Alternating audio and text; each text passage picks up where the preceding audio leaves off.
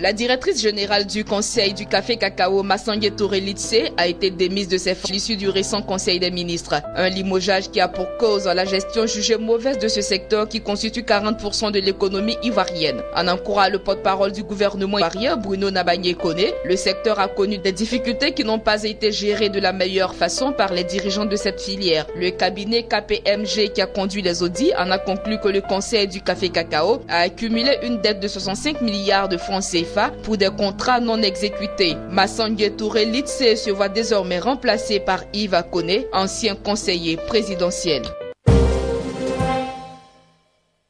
La Banque africaine de développement envisage d'accorder un prêt de 1,2 milliard de dollars à la Côte d'Ivoire et au Ghana afin d'appuyer leur stratégie commune visant à réduire la vulnérabilité de la filière cacao à la volatilité des cours mondiaux et stabiliser les recettes d'exportation. Ce financement devrait permettre d'une part de développer le stockage et la transformation du cacao et d'autre part d'améliorer la productivité des exploitations de cacao. Ce dernier volet inclut l'adoption de mesures d'accompagnement pour la lutte contre la maladie du slow and shoot du cacaoyer et la réhabilitation des vergers, indique Akeomi Adesina, président de l'institution financière.